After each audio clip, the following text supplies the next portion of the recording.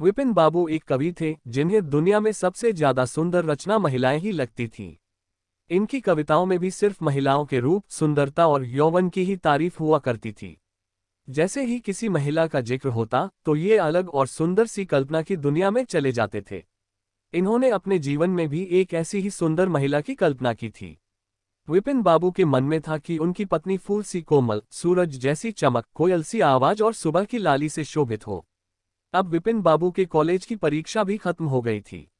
विपिन के लिए कई सारे रिश्ते आ रहे थे। एक दिन विपिन के मामा ने उसकी शादी भी तय कर दी। विपिन का मन लड़की देखने का था। उसे देखना था कि जैसी पत्नी की वो कल्पना करता है वो वैसी है या नहीं। विपिन ने मामा से अपनी होने वाली पत्नी को देखने का निवेदन दिया, लेकिन मामा ने उसे कहा कि वो बहुत ही सुंदर है, उन्होंने उसे खुद देखा है। मामा की बातों पर भरोसा करके विपिन ने शादी के लिए हाँ कर दी। शादी का दिन भी आ गया। मंडप के पास बैठा विपिन अपनी पत्नी को देखने के लिए उतावला था।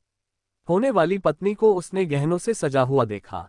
चेहरे पर घूंघट, हाथों और पैरों की सुंदर उंगलियां देखकर उसके मन को थोड़ी राहत मिली। दूसरे दिन विदाई के बाद जैसे ही डोली विपिन के घर पहुंची तो वो तुरंत अपनी पत्नी को देखने के लिए दौड़ा। तब उसकी पत्नी पालकी से बाहर घूंघट उठाकर देख रही थी। जैसे ही विपिन की निगाहें उस पर पड़ी उसे बहुत दुख हुआ। विपिन ने जैसी पत्नी के सपने देखे थे वो बिल्कुल भी वैसी नहीं थी। चौड़ा सा मुंह, चपटी नाक, फूले से गाल विपिन को बिल्कुल पसंद नहीं आए। रंग भले ही उजला था लेकिन उसके अलावा विपिन के सपनों की दुल्हन से वो एकदम अलग थी।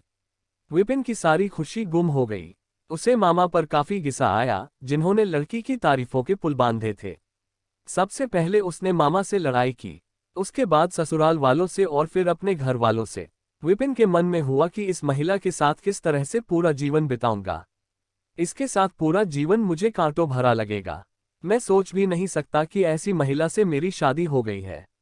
मेरे क्या ख्वाब थे और क्या हो गया। भगवान को मेरे साथ ही ऐसा करना था।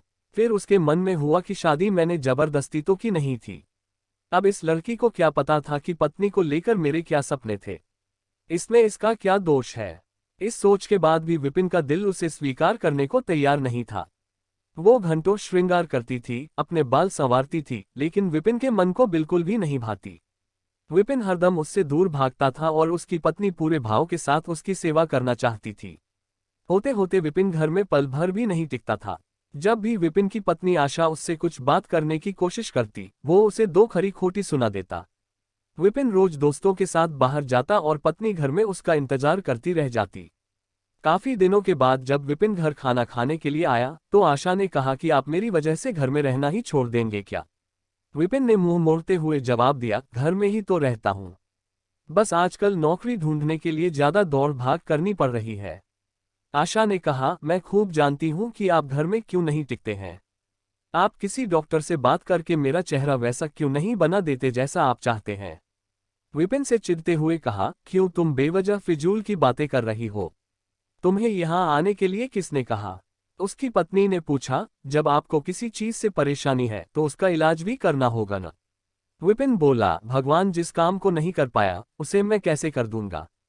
गुस्से में आशा कहने लगी, इसके बारे में आपको सोचना चाहिए कि भगवान ने जो किया है उसके लिए मुझे सजा क्यों मिले।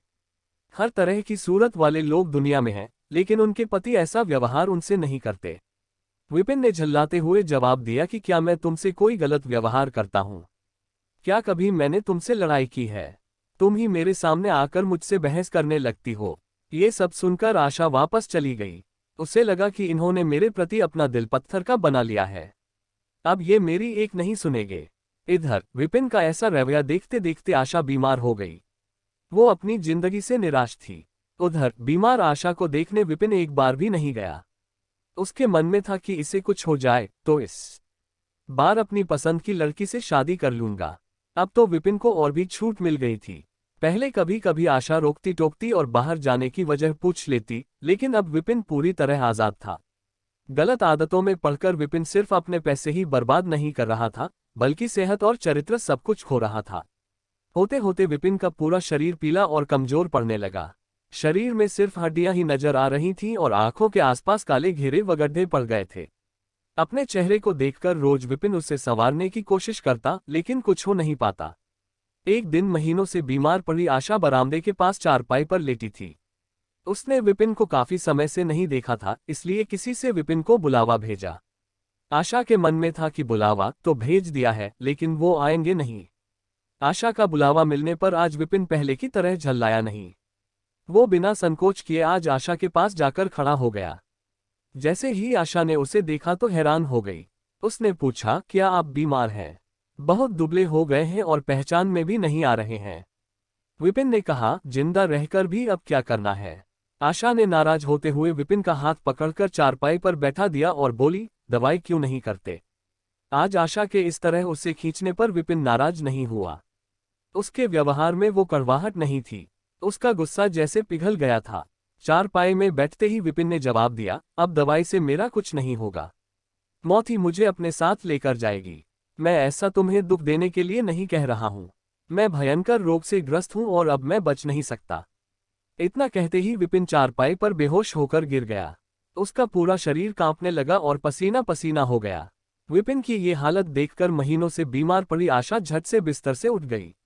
वो पानी लाकर विपिन के चेहरे पर मारने लगी, लेकिन उसे होश नहीं आया। शाम तक विपिन का मुंह टेढ़ा हो गया और शरीर में कोई हरकत नहीं थी। ये लकवा था जिसकी चपेट में विपिन आ गया था। इस रोग में बीमार आशा ने विपिन की खूब सेवा की। लगातार 15 दिन तक विपिन की स्थिति नाजुक बनी रही। दिन रात एक करके आशा द्वारा की गई मेहनत रंग लाने लगी। विपिन की हालत कुछ संभली, लेकिन अभी भी आशा अपनी गोद में सुलाकर ही विपिन को दवाई पिलाती और खाना खिलाती थी। इन सब में वो अपनी तबीयत को जैसे भूल ही गई थी। शरीर बुखार से तपता था, लेकिन उसे विपिन की स्थिति के सामने खुद की सेहत कुछ भी नहीं लगती था। अब विपिन के दोनों पैरों में थोड़ी ताकत आने लगी थी। होते होते 4-5 महीने में वो अपने पैरों पर खड़ा होने लगा, लेकिन उसका मुंह टेढ़े का टेढ़ा ही रहा। उसके चेहरे पर पहले जैसी रौनक भी नहीं रही। एक दिन अपना चेहरा शीशे में देखने के बाद विपिन ने कहा कि मुझे भगवान ने अपने किए की सजा दी है। आशा, मैंने तुम्हें सुंदर नहीं माना और आज देखो मैं कितना कुरूप हो गया हूं। अब तुम भी मेरे साथ वैसा ही व्यवहार करो जैसा मैं तुम्हारे साथ किया करता था। आशा ने हंसते हुए पति से कहा, आप मेरी आंखों से देखेंगे तो पता चलेगा कि आप में कोई अंतर नहीं आया है। आप पहले जैसे थे अब भी वैसे ही हैं। विपिन बोला, अच्छा, बंदर जैसा मुंह दिख रहा है और तुम कहती हो कोई अंतर नहीं आया है। तुम्हें मालूम है न, भगवान ने मुझे मेरी करनी की सजा दी है।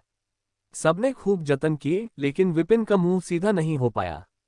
पति के पैर पर खड़े के कुछ समय बाद ही आशा ने घर में पूजा रखी, क्योंकि उसने भगवान से विपिन के लिए मन्नत मांगी थी। पूरे मोहल्ले के लोग विपिन के घर में जमा थे। भजन संगीत चल रहा था। तभी आशा की एक दोस्त ने उससे पूछा, अब तो तुझे अपने पति का चेहरा देखने की इच्छा नहीं होती होगी। कैसा टेढ़ा हो गया है मुंह? गंभीर आवाज में आशा बोली, मुझे तो कुछ फर्क नजर नहीं आता है। उसकी दोस्त ने पलटकर कहा, चल झूठी, ऐसा थोड़ी होता है। बातें मत बना ज्यादा। फिर आशा कहने लगी, सच कह रही हूं। मुझे उनकी आत्मा मिली है जो उनके रूप से बढ़कर है और मैं हमेशा उनकी आत्मा को ही देखती हूं। विपिन कमरे में दोस्ते के साथ बैठा था। तभी उसके एक दोस्त ने बरामदे की तरफ खुलने वाली खिड़की खोल दी। उसने विपिन से पूछा, आज तो यहाँ कई खूबसूरत लड़की हैं। बता तुझे कौन सी अच्छी लग रही है? विपिन ने कहा, खिड़की बंद कर दो और जहां तक रही पसंद की बात, तो मुझे वही पसंद है जिसके हाथ में फूल की थाली है। दोस्त ने पूछा, तेरे चेहरे के साथ पसंद भी खराब हो गई है क्या? मुझे तो वो दूसरों से कम खूबसूरत लगती है। विपिन बोला, मैं उसकी आत्मा को देख रहा हूँ, वो हर किसी की सूरत से ज्यादा सुंदर है। तब उसने पूछा, अच्छा, यही तुम्हारी पत्नी है क्या? विपिन ने कहा, हाँ बिल्कुल, यही वो देवी तुल्य महिला है। कहानी से सीख, व्यक्ति की बाहरी सुंदरता नहीं बल्कि मन की सुंदरता देखनी चाहिए। बाहरी सुंदरता कभी भी फीकी पड़ सकती है, लेकिन जिसका मन सुंदर है वो व्यक्ति हमेशा ही सुंदर रहता है। ऐसी कहानियाँ देखने के लिए चैनल को सब्सक्राइब कीजिए, शेयर और लाइक कीजिए।